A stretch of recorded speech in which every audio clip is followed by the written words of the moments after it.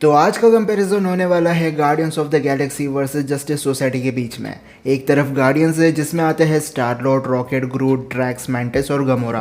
Nebula भी बाद में इस टीम की मेंबर बन गई थी, लेकिन गमोरा और नेबुला की पावर लेवल में 19-20 का फर्क है, इसलिए हम नेबुला को ऐड नहीं करने वाले।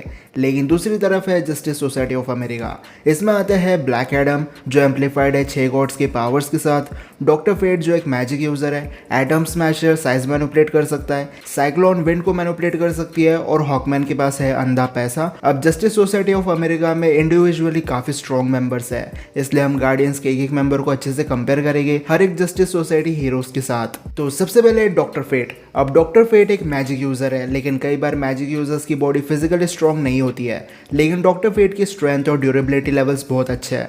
डॉक्टर फेट की पावर्स की कोई लिमिट नहीं है, ये अकेला बंदा है जो ब्लैक एडम को बराबरी की टक्कर दे सकता था। डॉक्टर फेट फ्यूचर देख सकता है, मैजिक स्पेल कास्ट करता था, साथ में टेलीकिनेसिस, एनर्जी प्रोजेक्शन और इल्यूजन भी बना सकता है। लेकिन अब गार्डियंस एक साथ डॉक्टर फेट पर अटैक करते हैं तो स्टार लॉर्ड के वेपन्स यहाँ काम नहीं आने वाले। अब पीटर के वेपन्स काफी ज्यादा एडवांस है, लेकिन डॉक्टर फेट के मैजिक के सामने ये किसी काम की नहीं है।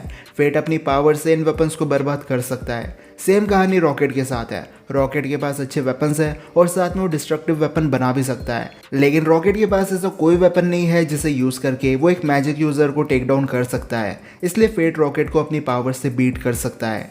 ग्रूट टाइम आने पे एग्रेसिव हो जाता है, लेकिन ग्रूट के ब्रांचेस फेट के लिए हार्मफुल नहीं है। पर अगर डॉक्टर फेट ग्रूट की बॉडी को डैमेज कर देता है तो वो रीजनरेट कर लेगा, पर अगर ग्रूट को वो किसी स्पेल या फिर डायमेंशन में ट्रैप कर देता है तो ग्रूट भी हेल्पलेस हो जाएगा।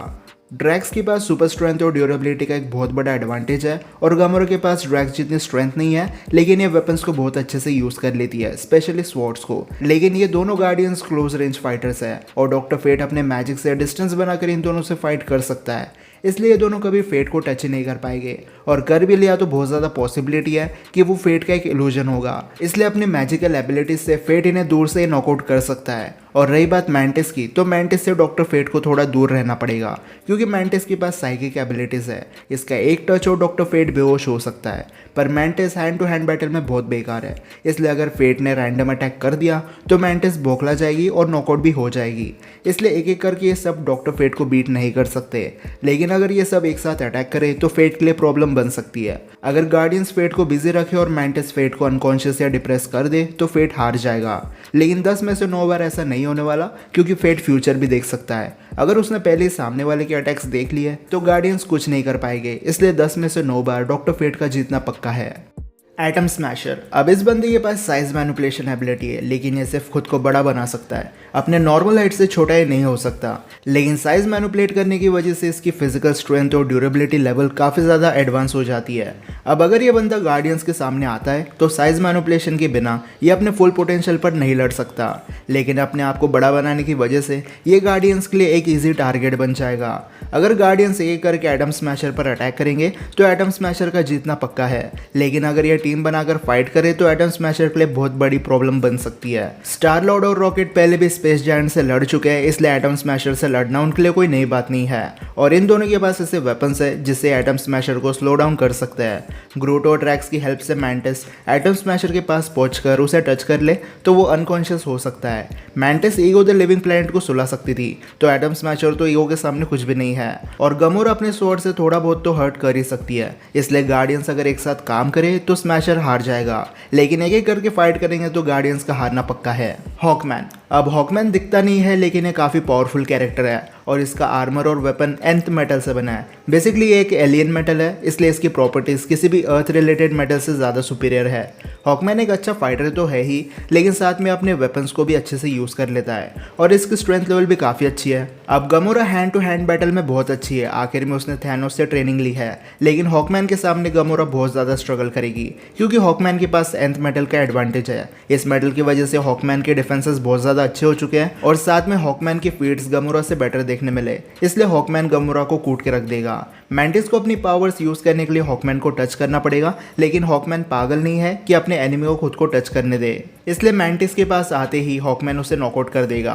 और ऐसा हो सकता है कि मैंटिस की साइकिक एबिलिटीज हॉकमैन के एंथ मेटल पे काम ना करे।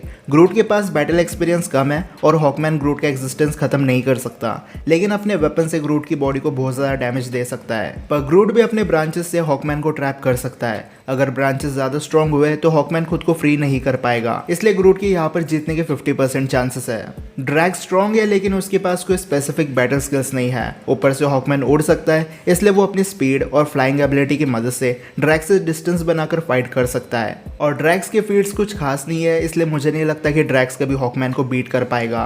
रॉकेट और स्टार लॉर्ड की बात करें तो रॉकेट के पास अगर कोई सपोर्ट सिस्टम हो तो वो बहुत अच्छी फाइट करता है, लेकिन रॉकेट की बॉडी बहुत ज्यादा ड्यूरेबल नहीं है, इसलिए अगर गलती से भी वो किसी अटैक के चपेट में आ गया तो नॉकआउट हो सकता है। लेकिन रॉकेट अगर स्मार्टली एक्ट करे तो वो हॉकमैन को बीट कर सकता है, क्योंकि रॉकेट के पास वेपन की कोई कमी नहीं है। वो हाइड्रोन एनफोर्सर जैसे वेपन बनाकर इस बैटल में यूज कर सकता है। लेकिन रॉकेट अगर अकेले लड़ाई करेगा तो वो ज्यादा देर नहीं टिक पाएगा, इसलिए 10 में से 6 बार हॉकमैन के जीतने की पॉसिबिलिटी है।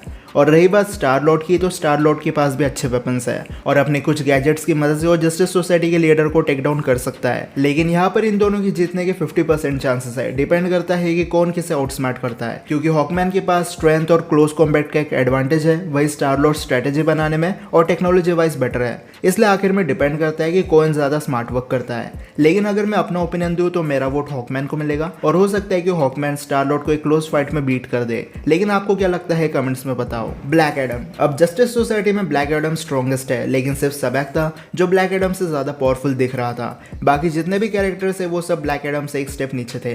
अब अगर guardians of the Galaxy black Adam को टेक डाउन करने आते हैं तो ये पूरी टीम ब्लैक एडम के हाथों बुरी तरीके से मारी जाएगी, क्योंकि ब्लैक एडम सुपरमैन ही है, बस इलेक्ट्रिक बेस्ड पावर के साथ। ऊपर से ब्लैक एडम बहुत ज़्यादा फास्ट मूव करता है, इसलिए गार्डियंस ब्लैक एडम को ट्रैक ही नहीं कर पाएंगे। ऊपर से एडम की स्ट्रेंथ लेवल हर एक गार्डियन के मेंबर की स्ट्रेंथ लेवल को सरपास करती है, इसलिए गार्डियंस ऑफ द गैलेक्सी के मेंबर्स टेक्नोलॉजी रिलेटेड एडवांस है, लेकिन वो साथ मिलकर काम करे तो अच्छे खासे पावरफुल सुपर विलन्स को बीट कर सकते हैं। लेकिन ब्लैक एडम अलग है। Guardians of the Galaxy black Adam की स्पीड और स्ट्रेंथ को ओवरकम नहीं कर सकते, इसलिए आखिर में ब्लैक एडम का जीतना पक्का है। साइक्लोन। अब वैसे तो साइक्लोन के पास ज़्यादा बैटल एक्सपीरियंस नहीं है, लेकिन विंड मैनिपुलेशन की वजह से ये बहुत ज़्यादा फास्ट मूव करती है। बहुत ज़्यादा पॉसिबिलिटी है कि गार्डियंस साइक्लोन को देख ही नहीं पाएंगे, और विंड मैनिपुलेशन की वजह से गार्डियंस का एक जगह पर स्टेबल खड़े होना काफ़ी मुश्किल होने वाला है। मैंटिस, ड्रैक्स, गमोरा और ग्रूट तो साइक्लोन की स्पीड से कैचअप ही नहीं कर पाएंगे, साथ में विंड प्रेशर की वजह से उसे मार भी नहीं पाएंगे।